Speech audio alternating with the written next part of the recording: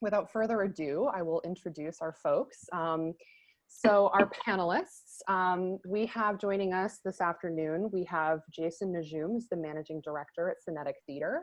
Synetic redefines theater by blending innovation, techniques, and movement, investing in artists' growth and creating unforgettable, visceral experiences for every audience. Our vision is to cultivate artists who perform and produce original works and our own adaptations of world classic novels, poems, and plays to retell stories through movement. Welcome, Jason. Thank you. We also have Jimmy Mavrikes and Michael Windsor, co-artistic directors at Monumental Theatre Company. Monumental works with contemporary musical theater and young professional artists. They produce work that specifically appeals to the next generation of theatergoers. Welcome, Jimmy and Michael. Hi, thank you. Hello. We have Evan Hoffman, who's the artistic director at NextStop. NextStop Theater Company has become the premier professional theater company of the Dulles region and a respected member of the greater Washington metropolitan area theater community. They produce musicals, comedies, dramas, educational programs, and special events that are uniquely ambitious, intimate, and accessible. Welcome, Evan. Thank you. And then we also have Alex Levy, the artistic director at First Stage. First Stage serves as the cultural hub of the Tysons community by producing thought-provoking performances that rival the best anywhere in an intimate setting. First Stage unleashes the full power of theater to excite and engage. And then we're also really excited to be joined this afternoon by our moderator, Peter Marks, the chief theater critic at the Washington Post. Peter's been the chief drama critic at the Washington Post since 2002. Prior to joining the Washington Post, Peter worked for more than 9 years at the New York Times. And as a feature writer and reporter at Newsday in 1992, he was part of a team that won the Pulitzer Prize for spot news reporting. So we're thrilled to have Peter here to moderate our discussion. And without further ado, Peter, I'll hand it over to you. Thank you so much, Emily. It is wonderful to see all these theater-loving faces gathered together. I can't tell you how consoling it is for me, someone who has spent the past 25 years of my life with my fanny in seats, surrounded by other human beings, watching the work of companies like these four wonderful troupes. And to be deprived of that has been a real challenge for me, figuring out what to do with myself. I've taken up ridiculous hobbies like ironing. That's become, so I have household chores are now the way I use my energy. The house is clean. My wife is thrilled. So I'm happy to say I'm taking an afternoon off from washing and drying to talk with all of you about this form we all love. When I started at the Washington Post, I don't think NextStop, Monumental, First Stage, or Synetic really existed even in their current form. So it's a testament to the enriching, what's happened enrichment-wise to culture in Northern Virginia in particular, that we now have this constellation of theaters that are part of this larger orbit of small, medium, and large theaters in the Washington area. And some of the most wonderful work I see is small companies that are building towards a future and attracting theatergoers like yourselves, even hopefully as young as the young man I'm seeing with either his mom or his one of the cute, there he is. Say hi. Yeah, it's joyful for me to see that generation represented, as well as some of the more mature generations here. So we're going to talk to these four companies about the particular interesting moment we're in for theater, which by all accounts will be one of the last parts of our lives that will return to some form of normalcy. So I wanted to start by asking these theater leaders, are you expecting when we do come back to be in a different frame of mind about theater and how we present it and how we protect audiences? Are those things that are going to be foremost in your minds when you start up again? Alex, if you wanted to start off, how is this period affecting what you're thinking about how you're going to do theater when the threat eases? Yeah, thanks, Peter. Yeah, that's a great question, and one I'm sure we're all talking about a lot. I mean, I think when we closed down on March 13th, which seems like a year ago now, our perception was really, my perception was really naive about it, right? You sort of thought of it as closing down for some relatively short period of time, which was scary enough as is, and then going back to work and sort of returning. And what's become all too clear for all of us is that it's not a binary thing that's happening, right? We won't be closed or open. We will be somewhere on that spectrum for a long, long time. And even when we are able to bring audiences back and put actors safely on stage, that won't all happen at once. Some audiences are going to be back before others. Some audiences aren't going to be back in theaters for a very long period of time. And one of the conversations that we're constantly having now is how, for a company like ours, which is the only theater in our larger community here, we feel a real obligation we talk all the time about having impact on the whole community. And that's going to be a tougher challenge than it ever has been, because it's not just about, doing great work and having a wide array of programming and then opening our doors. It really is going to be a question of how do we get to you as much as you get to us? Connectivity has been part of what we do since the beginning at First Stage, and we need to broaden how we think of that. We need to figure out what that might mean in the short term when we can't bring people in at all, and in the long term, and I think it is the long term, unfortunately, when only parts of the population will be able to return to the theater. And how is it that we stay true to our larger community in that time becomes a really important part of the conversation, I think. Well, Evan, I saw you shaking your head, yes, in agreement. Yeah. When Alex mentioned, some parts of the community coming back sooner than others. How does one prepare for that? What's that mean in terms of the kinds of plays you put on and how you make your outreach to the community? I mean, as your responsibility primarily to the Dulles region, which is a burgeoning region and presumably a place where there will be more and more interest in cultural opportunity, how do you navigate this in a way that takes into account this issue of some people coming back quicker than others? Yeah, it's nothing short of a brave new world. And I keep telling everyone that we are frantically, and I think this is common with a lot of theater companies at all sizes, we are frantically coming up with scenarios, but no plans, because so many things are still so uncertain. But it's fundamentally changed the calculus as to how we decide what we do, because it's, as a nonprofit, and all of our organizations are nonprofit theater organizations, I think we always struggle, but remind ourselves that mission is supposed to come first. And while that is still critical, that just got bumped to number 2. Safety has to come first. And in my conversations with my staff and my artists, we've been talking about that and reminding ourselves that before we will do anything, and in any of evaluation of what we are going to do, we have to ask ourselves, number 1, in this new world, is it going to be safe and responsible to do it? And then number 2 has to be, is this really still serving our mission? And or in an even crazier situation, is our mission somehow shifting?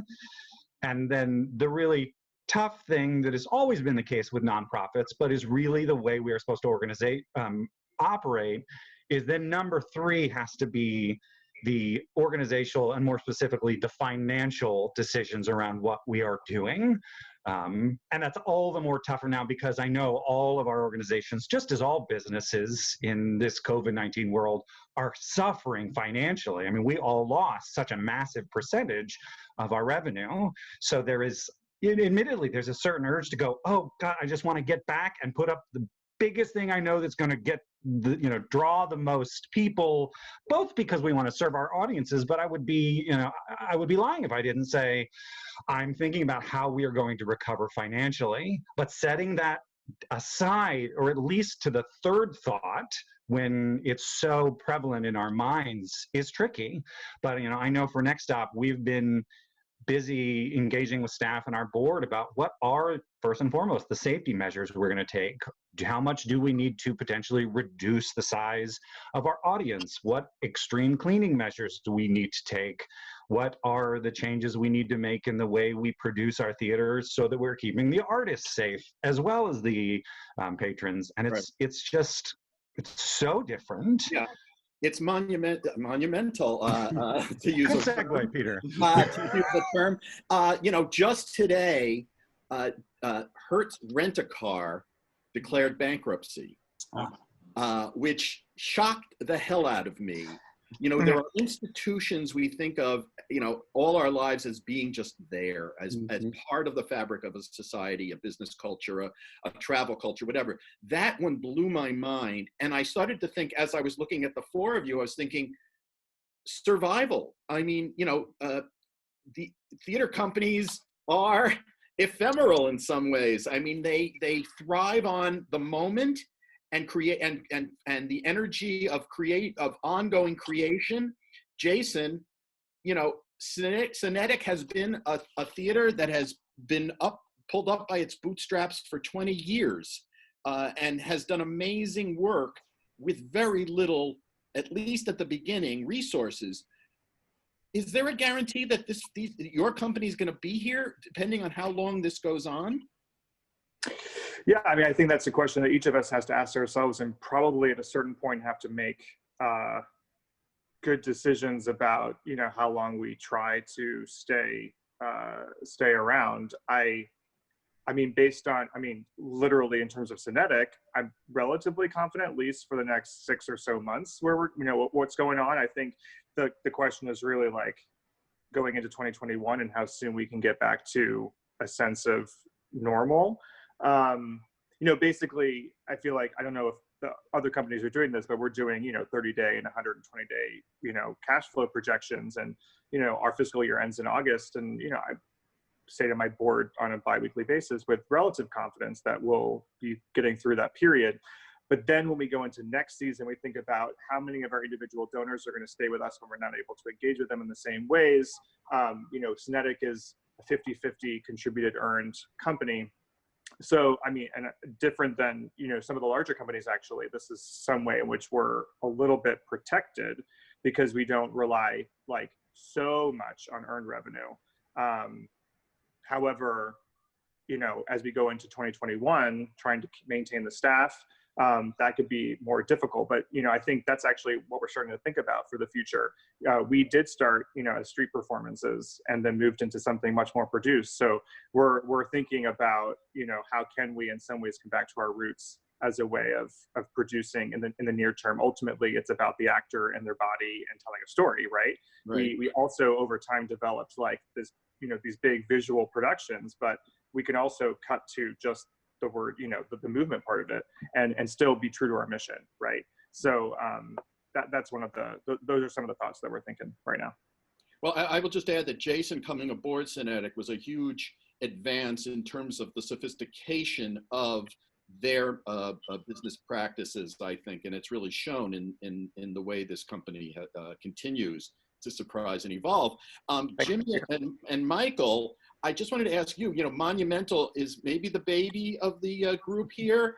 I saw a production of Be More Chill at Monumental Theater done in a Episcopal school, I think it is, in Alexandria, that was superior to the Broadway version, which I had seen and disliked intensely.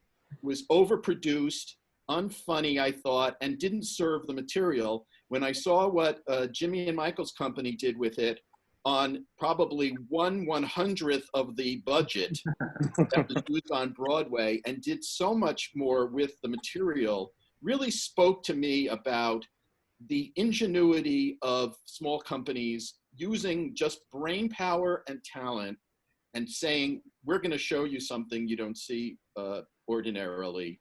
And that was a very moving experience for me and the best part of my job, which is discovery. I mean, Monumental was on the map before, but for me, it really was located indelibly on the map. Thank you. But you guys work with a very small margin, both in terms of, I assume, ticket revenue and just production costs. is this something easy to weather for a company that doesn't have a big staff and a lot of and a mortgage to pay? I mean, are you guys in okay shape? Can you weather this, whether or not you're doing a show around the corner, or is there some other sort of psychic energy that has the momentum that has to be kept in a company that when that sort of atrophies if you're not altogether doing the next production? Yeah, I mean, we've been thinking about that nonstop. We're very lucky. We don't have much overhead. We don't have to, pay the rent or the mortgage for a space. We have 6 contractor staff members, so there's not much going there. Dolly is not one of them. Sorry. My laugh. And we're a 60-40 company, 60, revenue based. And so it's really the responsibility of making the right decision of when we come back, will we lose everything on that one show? You know what I'm saying? Like, if we come back too early and nobody's ready to come see it, we've blown our load and we'll not be here. And so it's really just the difference between staying relevant now for our donors who mostly are more allegiant to the bigger companies, and we're sort of like the side chick is what I like to call it. So I guess staying relevant, talking to them, finding out, CDC recommendations and what the government says is one thing, but when people are ready to come back is really, really the thing we're paying attention to, and being responsible in that regard. Yeah, and as you mentioned, Peter, just coming off of Be More Chill, which was very, very successful for us, it was sort of necessary that we sort of roll into this season with that buzz of Be More Chill to produce our upcoming shows. And so now that is dead stopped. And so where does that leave us in people's minds? Are we still relevant? Yeah. It's interesting. I'm looking at, as you all are, at the gallery of faces. I have a full screen in front of me, and there is something very fulfilling about looking at this many faces, the way if I'm sitting in a theater and every seat is filled, there's something about that community that is very stirring and reassuring and reaffirming about this experience that we all collectively have. I wonder if any of you are thinking about a world in which audience is scattered. It's not only, forget digital. We can talk about the digital platforms in a minute, but I'm wondering, how can you envision presenting plays where people are 6 or more feet apart, slightly anxious if they hear somebody with one of those theater coughs during the show? It doesn't even have to be a real cough. It can be just that like bored cough, whatever that is, that becomes contagious in the theater. These things suddenly become, part of the psychic quality of how you receive the show and how you play it. Are you all thinking about how these spaces might look? Anybody want to talk to that? Yeah, absolutely. I'll jump in. I mean, absolutely. That's, I think, one of the biggest parts of our conversation. When we start modeling out what social distance seating looks like, let's put aside what we do on the stage for a moment, but just what the audience feels like.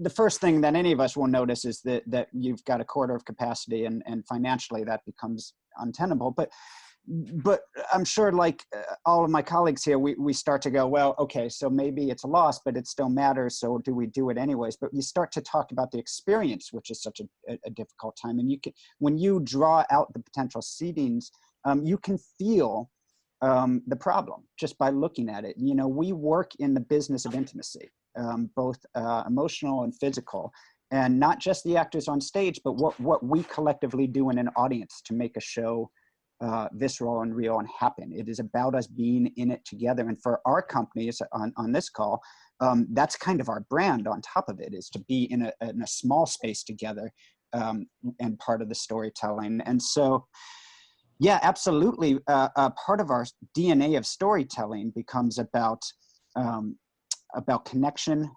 It's not wanting a 6-foot circle around you. It's wanting to be in it with people and experience something together. It's the power that has kept our version of storytelling vibrant for 3,000 years, right? And to start to have the conversations about how do you keep that level of intensity, that level of connection. We talk about connection a lot at our company. How do you keep that level of connection even while people are nervous, people are masked, people are distant, people are, you know, and on and on and on. When you start looking at what that might look like, it's I think one of the most complicated parts of it all. Yeah, I'd say that, you know, there's certainly a lot that's unknown, and that's very scary. But I'm honestly really optimistic, particularly and specifically for organizations in our small to mid-sized arena, for two very specific reasons. One, you know, I know NextStop and First Stage have between 100 and 120 seats. I know Monumental actually has even fewer seats normally in theirs, and Synetic, that you guys have a slightly bigger space. But you know, none of our organizations are performing in the Opera House at the Kennedy Center. So we started with a smaller group, and I almost guarantee you every single one of these artistic directors have sat in the back, and maybe at the time they lament it, but sat at the back of a performance of one of their shows that maybe had 25 or 30 people. And I'll tell you what's more, at least for NextStop, some of my favorite performances that I've ever watched in my theater. I mean, don't get me wrong, I love a sold out house in my theater. The producer in me loves nothing more. But you know, I'm buoyed by the idea that I know in our spaces that are inherently smaller, that a performance can be impactful for a smaller group. And I think also that because we have much smaller budgets, it's a little bit easier for us to adapt. It still hurts, but you know, the idea of seeing a show in the Opera House at the Kennedy Center with 25 people, that strikes me as truly terrifying in, you know, in a 1,500 seat space. But 100 seat space with 25 people, while not ideal, I've watched it succeed. And the other thing that I would mention that really gives me a lot of hope, and you know, Peter, as you mentioned in talking about Monumental, and I've experienced this at all of these organizations, is there is truly something magical when you see a smaller organization that is faced with limits and boundaries and what they can create. I genuinely believe that some of the best art and theater is created within limits. And that's what makes our organizations special in a lot of ways. And so, yes, we're going to get a whole bunch of new boundaries and limits, but in a certain regard, it's what we do best. It's what makes our organizations. And that, you know, that is true in all of the arts, and no matter how big you are, it is the creativity and the ingenuity of artists at its core that makes theater magical. But it's really at the center of smaller organizations. To go see Be More Chill, and as you said, this big, it wasn't impressive on Broadway, it was overblown. But when you say, look at what these amazing young artists have done, knowing what they had to work with, it just transcends its own material and becomes something truly unique. And so those two things really give me a lot of hope. That's great. That's lovely, Evan. I love hearing that, you know, that the future is so vital for you, so vibrant. You know, it's interesting. I was also thinking, you know, we have this wonderful focus group here of theater goers, of interested people. I will be curious when we get to some comment, the portion, where theater goers' minds are at this point, especially with this question of where do you feel you would most be comfortable going back to theater first? Is the intimate space going to be a place you'd feel more comfortable buying a ticket to see something in, as opposed to, as Evan talks about, the gigantic Kennedy Center Opera House, where you often can't hear the musical they're doing, by the way, if they do musical theater. But anyway, I'm not disparaging the Kennedy Center, to be clear. Kennedy Center. God love the Kennedy Center. But I will be curious to hear, because this is the unknown, one of the unknowns, one of the many unknowns, is how you all are going to receive the information that you can go back and what that is going to mean to you. I wonder for the artists and the artist leaders here, how are you thinking about different plays and musicals than you would have thought of? Has it affected what you guys are thinking of putting on the stage? For example, Jason, your theater is all about physical collision of bodies. It's, you know, it's constant. There's a movement I've called the Synetic Slither, which is a kind of, it's a signature motion that the bodies do thanks to Irina Sikorishvili. I've watched it for 20 years. Yeah. But it's sort of emblematic of a physical style of theater.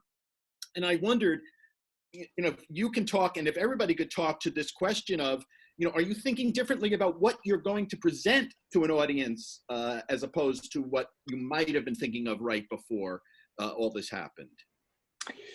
Yeah, I mean, I think honestly what we've been doing is having thought experiments about, let's take live in-person theater actually off the table for the next year. And then what does it mean to do what we do? Because, you know, at least what I'm looking at, what I've been seeing in terms of the science of this is that even just being co-located in an indoor space, even if it's 25 people because of airflow, breathing the same air, that like that even could be problematic. And so I'm not sure we even feel comfortable, you know, because we actually have a theater that probably is about double the size that we really need it to be. So we actually could, you know, do 50% capacity for the theater and still actually maybe make our budget goals. People could sit every other seat, but still they're sharing the same air. So we're looking at, and we're doing an experiment coming up next month with an entirely digital production to see what that's like, where each artist made their own work and rehearsed in their own rooms, though coached through their work, and then we put it together to hopefully make something, you know, more exciting than each individual piece. And so how can we leverage technology, you know, 360-degree cameras and projection mapping, motion capture, like other things that are still very synetic, synthesis of kinetic art forms, right? But that take sort of the theater word out of the mix, which maybe is a unique thing that way we can think, because we're not just a producing organization, but we're a concept in that way. But then at the same time, we're also looking at the opposite, which is sort of hyper-local, like outdoor park performances, street performances, like things where, you know, and even, you know, I'm actually, one of the things I'm most thankful for is this has happened during the warmer period of the year, where we can actually do things outdoors over the next, you know, 6 months, as opposed to if this had all happened in the dead of winter, it would have been even harder. So yeah, I think we're just talking about scale in a different way, both hyper-local and also in some ways like national, you know, or like, you know, breaking the boundaries of the theater completely, and thinking how can we, you know, both rehearse and also reach a wider audience. You know, I'm gonna show you a box I got in the mail. This is to a show called The Present. Mm-hmm. It's a magic show that's being produced in California by the Geffen Playhouse. They mail you a box, a surprise box that you're not supposed to open until your performance. My performance is Tuesday night, so I'm holding on to it. And everybody in a Zoom situation opens their boxes at the same time, or you're instructed to during the show, which I thought was a marvelous innovation of this format, of all of us being alone and sort of being united here. I wonder, both for the artistic leaders and the Zoom, the greater Zoom panel we've got assembled here, if digital is a satisfying alternative for you for theater, and is it still theater? If a camera is directing us to what you want us to see, as opposed to our own eyes, is it still theater? Is that what you're producing online? Yeah, we're struggling through this question right now. You know, it's a weird combination of the two. I don't really right now want to see a filmed proscenium stage version of something. But then if we get too technical and too much production value, then what is it? Is it theater or is it film? And trying to combine the two is like a whole different thing, and we're just figuring out something exciting to do that's not, what is it? Yeah, anybody else have a thought about this question of, are we training an audience then? It's very easy to open up your laptop and watch a show. I don't have to, I don't have to get anywhere. I don't have to dress up. I don't even have to put on pants. God, bless everybody who has to hear me say this. But there is something very convenient, and if you're delivering it to me in a way that I think I'm getting my culture, is there an inherent risk in a company going too deeply into this? Yeah, that scares me a little bit, Peter. The first question I will point blank answer, no, I don't consider it theater as soon as it's on film. Now, that being said, I think that all of the things that are being created have an immense amount of value right now and beyond these times. But for me, on a very personal level, I would not call any of them theater. But to your second point, I do think there is a risk, and while I see the value, and Lord knows I'm consuming lots of digital content because we all need distraction and entertainment. And if that's the only way we can get it, we can get it. But I certainly have been distressed at times about the irony of our art form, particularly in the last century, has been putting so much energy into convincing people that there is a difference between theater and film, and trying to educate people on what the differences between those are.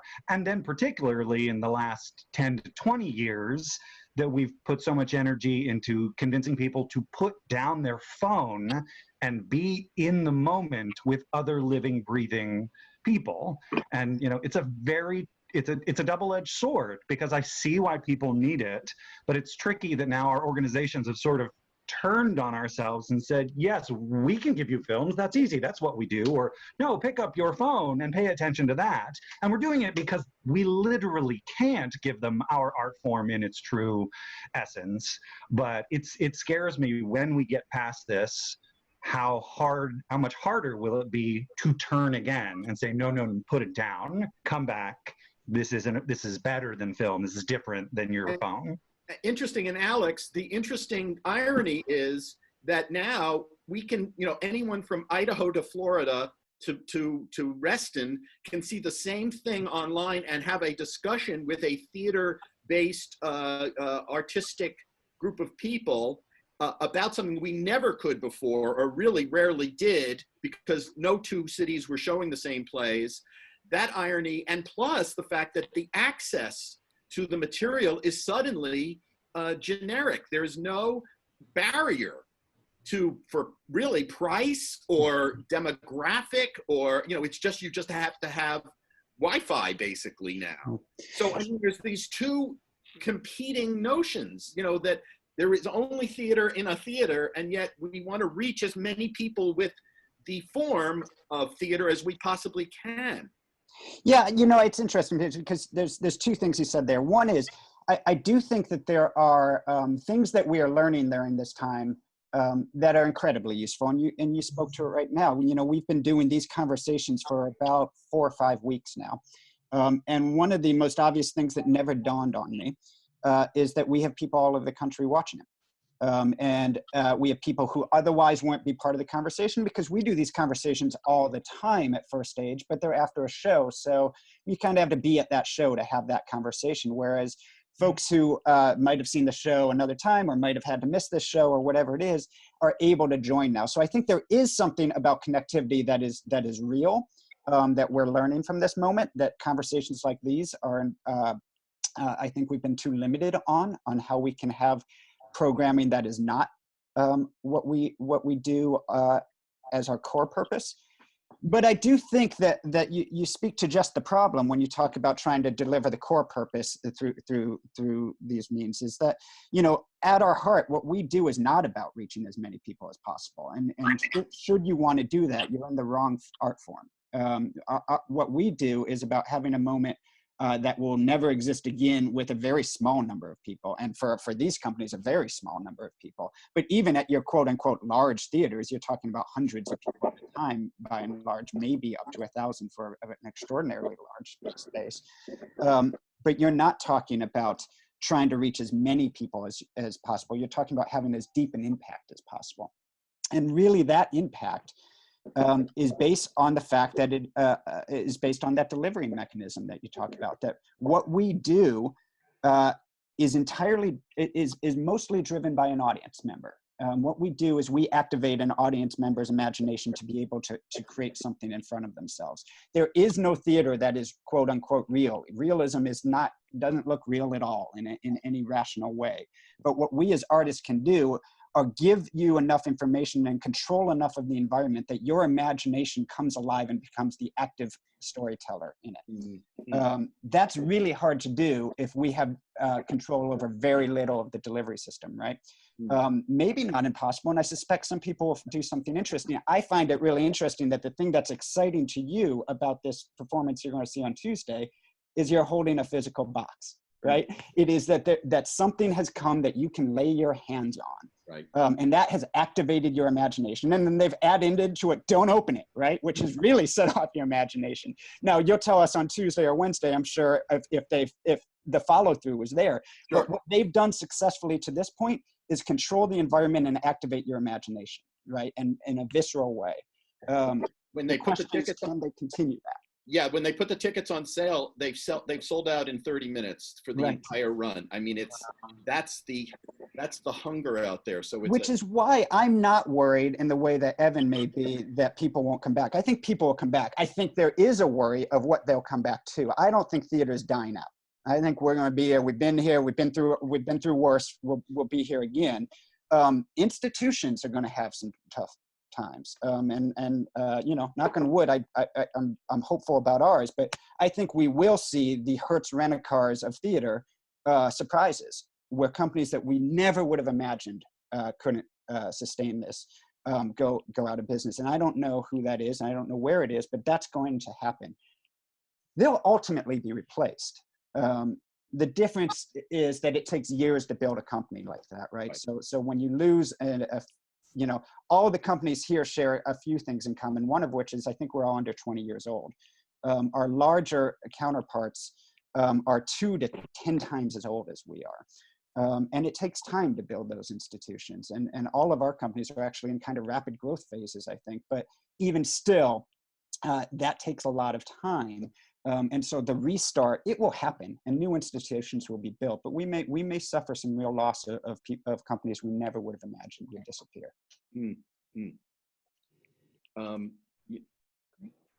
I am going to start taking some questions, if that's okay with everybody here. Sure. Alrighty, so the first person that I'm going to open up here is John. Give me just a second. Here. Hi, John. Hi. Hi, how are you? Sort of a double question. One, to lower production costs in the short and near term, should the audience expect to see shows with only 2, 3, or 4 actors in a single set? And will they be recognized titles with pedigree like Top Dog, Underdog, rather than newly commissioned works audiences don't know about? I think there's a good probability that there will be many organizations that, for exactly the reasons you said, have to do productions that have slightly smaller casts. And I also think a lot of people are going to have to reduce some of the production values, some of the bells and whistles. I'd like to believe those are not really what make shows great, especially in organizations like ours, which, you know, we talked about earlier.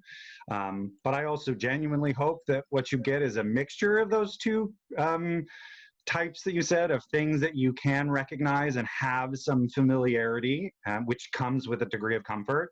But hopefully we can continue to, you know, serve the piece of our missions, again, going back to that idea of that, you know, this stop does not mean we can't continue to create new work. So personally, I hope that that organizations, and I'm optimistic organizations will find a way of balancing those, though I think that those are some of the mitigating changes that are highly probable for a lot of organizations. I know that we are looking at a lot of pieces like that.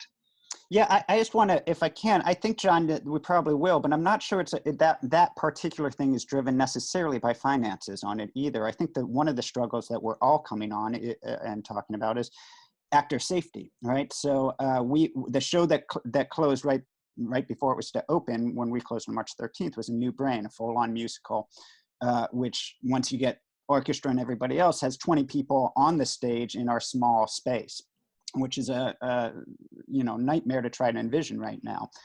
So I think you're going to see a lot of 1- and 2-person show, 3-person shows, and then you're going to see a lot of attempts to keep them distant from the audience and distant from each other in certain ways. And I think that'll be the question about the new work versus established work, right? I got a call from a colleague abroad about a show we did this fall called Trying, which was a 2-person show, asking me if it could be done as socially distanced. And it was a complicated answer. And the answer was, yeah, sure, you can. You're not actually doing the play as written if you do. So the question becomes, will we create shows that allow that to happen, or will we be transforming shows that already exist into that happening? I think you'll see a mix of that probably. Well, my question is, will the audition criteria change for some actors if there's an actor who's a spitter?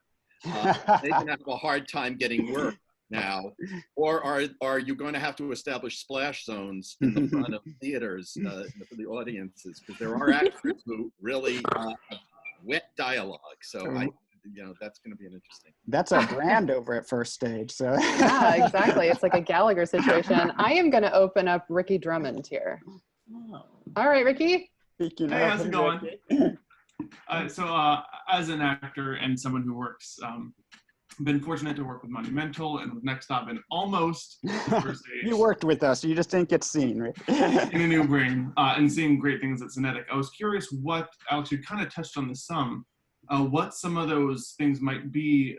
I know there's a second choreography that the audience never sees of small backstage spaces and getting by one another.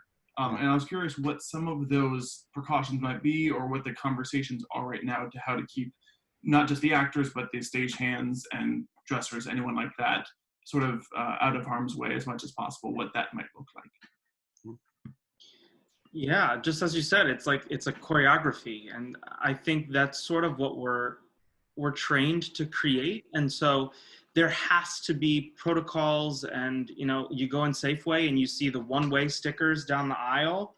Like, we have to think of all of that stuff backstage, because as an actor, I've been ran into a million times back there, and that just can't happen when and if we come back. And there's also the dressing room situation. Like we were talking about 2, 3, or 4 people in a cast. That might have to be what we produce because of our dressing room space and availability for that, or finding new space for other people. Because I think the equity rule right now is like 30 inches per actor, but obviously we'll need more than that if we come back during this. On Tuesday, by the way, Actors Equity is going to announce publicly its core principles for the health and safety of actors and stage managers, et cetera, backstage. That will be announced on Tuesday. So we'll have some sense of where this is all going. And I think a lot of us have been waiting for that report, frankly, and the next round that comes after that. But yeah, I think, Ricky, you asked what to me is the keep you up at night question more than anything, is how you keep the artist safe. Because doing the work is, you think you're being spit on in the audience, Peter, you should be on stage with somebody, right? But beyond that, the dressing rooms. And also, frankly, we had the worst case scenario happen when we shut down, which is to say we were entering tech for A New Brain, for a big musical. We had put all the upfront money into it.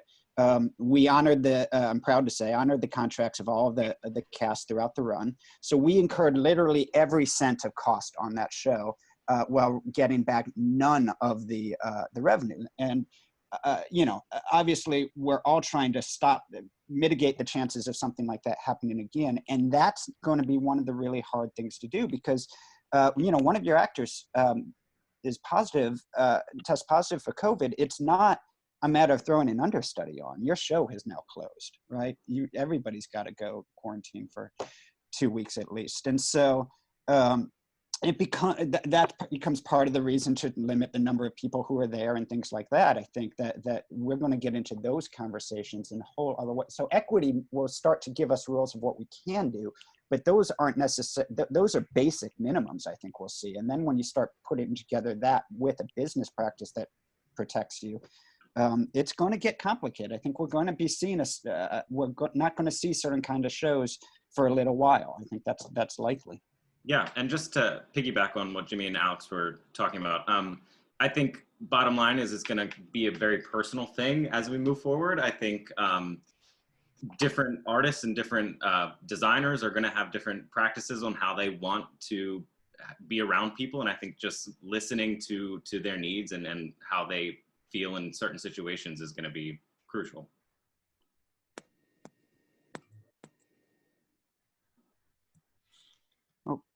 You're muted, Emily. I know. I couldn't find my button. Okay, I am going to open up Sarah Shallon-Treff here. Thanks, everybody. Hi. Yeah, Sarah Shallon-Treff from the Alden, which is a presenting venue, performing arts venue, really close to First Stage. And I want to thank First Stage for doing these conversations and bringing together some of my favorite theater producing companies here. I'm really I'm here to give a shout out to my genius colleague, Danielle Van Hook, who's invented a new form of theater that she's calling drive-through drama. We're lucky to have our own facility, so we have use of the parking lot, and we're basically turning it into a Disney ride minus the scary animatronic Abraham Lincoln. And we're introducing a new show called Small Change, and it's going to be a story in 12 monologues. Actor is socially distant or on their own stage area in the parking lot, and the audiences drive through. They're more than 6 feet away.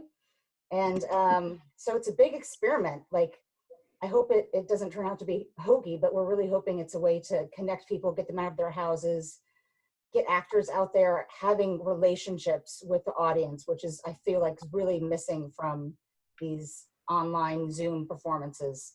So I want to give that shout out. And also, again, thank you guys for all being here in this wonderful discussion. Fantastic. Something else that I would mention, particularly for Alex and I, and I'm confident Alex will back me up on this, we face the little challenge, or at least perception challenge, of being theaters that are suburban based, that are outside of the Beltway. And it comes with a whole set of prejudices and perceptions, and we get that. Another thing that gives me a little bit of hope and optimism is, another thing that I think we're going to see coming back is more interest in people experimenting with outdoor theater, as Jason said. And, I've been hearing a lot of buzz around the return of drive-in movies. Mm-hmm.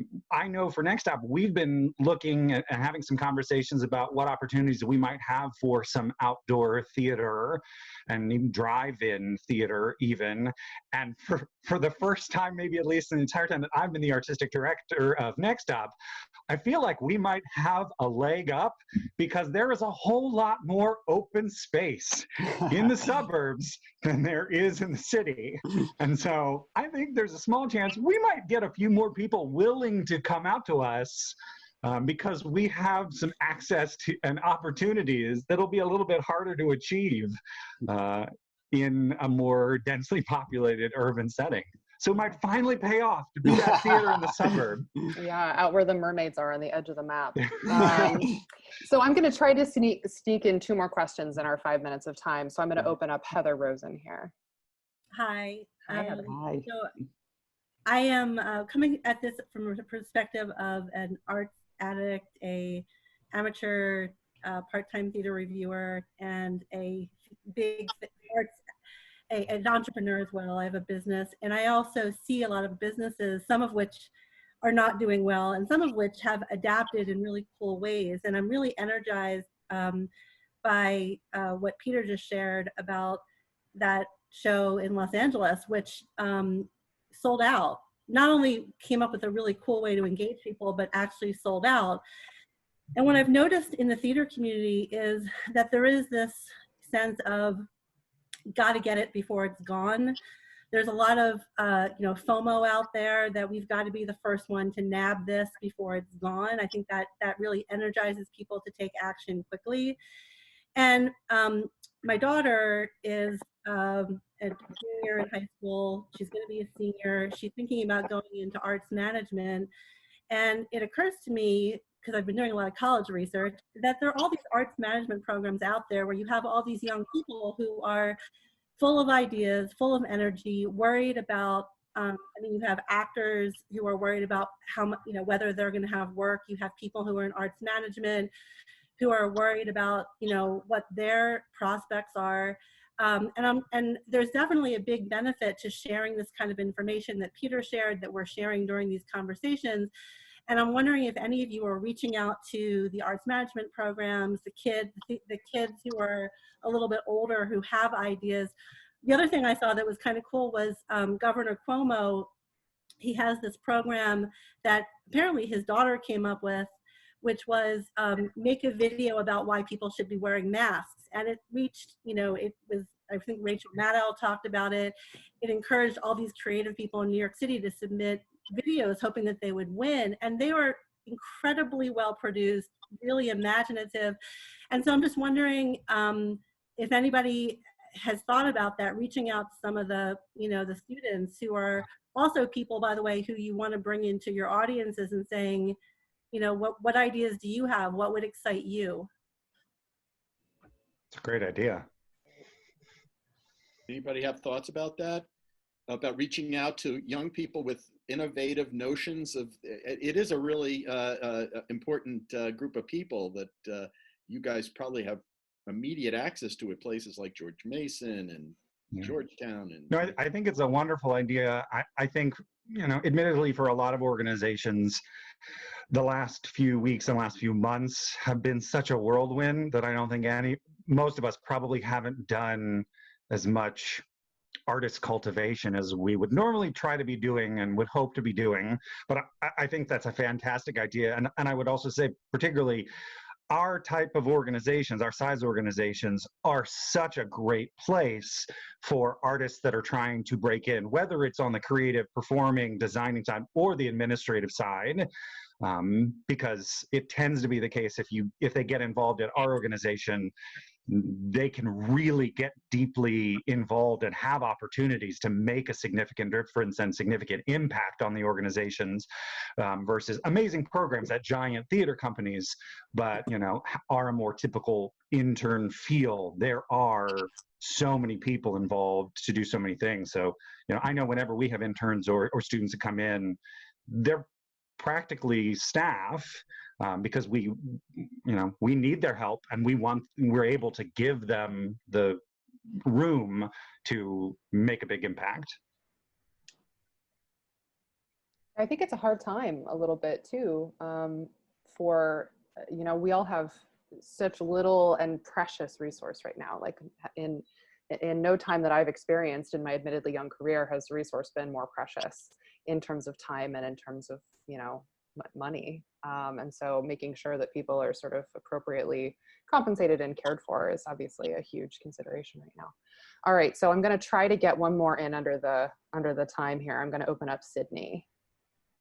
Go ahead, Sydney. I'm from Reston. I grew up there. I just finished school, and so right now I'm trying to, enter the industry, and it's about to completely change.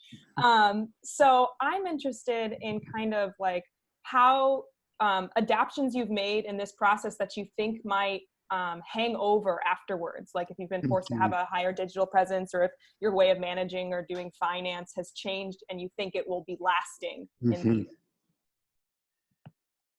Alex, did you? Yeah, well, I mean, as I said, I think that our eyes have been opened a lot on the things that can connect people that don't need a theater to do it. And so these conversations have been incredibly valuable, and have opened up to people who, for a variety of reasons, even in the best of situations, may not have joined a conversation like this because of difficulties. And now especially that becomes true. I think we are all thinking about, what what our core is and what kind of programming that will allow for, and you know, really going back to what theater is, how we tell stories, what our aesthetics are, and I think it forces.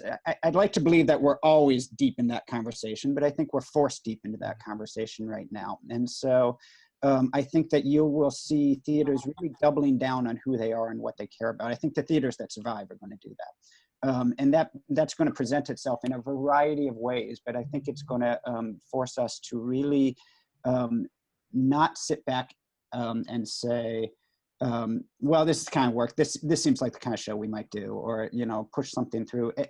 As Emily said, the resources are precious now, so you want to make the choices to do something great even more than ever, and to do that really, I think, may cause theaters to just think about what their work is and how they do it in a different way. And I think once we get into those modes, we hang on to those things, you know, tightly. They're so valuable. Anything that sort of rattles you and challenges you, artistic directors are always looking for that, right? And like it or not, we've been rattled and challenged. And I think we're looking for the things that we can hang on to that will continue to challenge us in that way. Well, that's going to wrap us up for the hour. I am actually very encouraged by, in this period, how much this is requiring us to think about the theater and imagine it in ways, and talk about it in ways we normally don't. So that's one of the offshoots here. And this moment is really a time for us to be all gathering and thinking about what we want theater to be like in the future. So thank you all for joining us. Yeah. This has been really, really edifying, and let's get back to the theater sometime soon.